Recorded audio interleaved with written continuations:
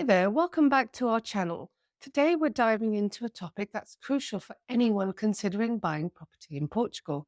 That's right, Joanna. If you're eyeing that dream home in Portugal, you might need to understand the ins and outs of earnest money. Absolutely. So let's jump right in. All right, so picture this. You've found your perfect home in Portugal. You're ready to make an offer, but you want to show the sellers you're serious. That's where earnest money comes into play. It's a way to demonstrate your commitment to the purchase. Exactly. And there are two stages to this process. First up, the reservation deposit. The reservation deposit functions similarly to what you might be familiar with in countries like the UK or the US.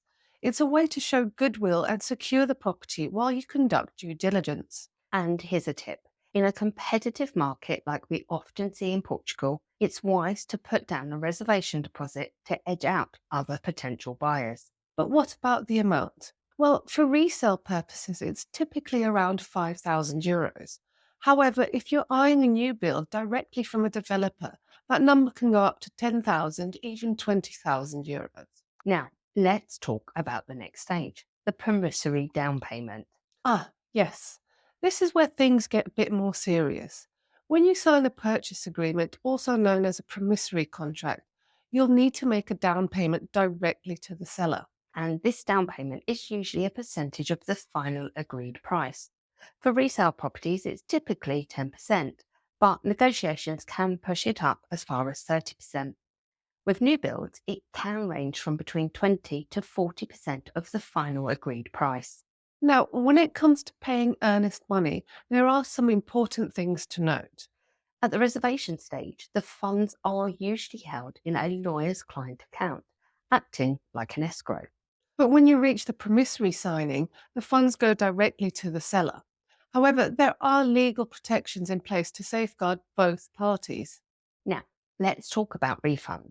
Contrary to popular belief, you might not always lose your earnest money if the deal falls through. That's right. At the reservation stage, the funds are typically fully refundable. But at the promissory signing, things get a bit trickier. If you, as the buyer, withdraw from the sale, you might forfeit the deposit unless there is a contingency in place. And speaking of contingencies, they're crucial to protecting your earnest money. Absolutely. Whether it's a home inspection revealing a major defect or an appraisal coming in lower than expected, contingencies can save the day. But what if you change your mind?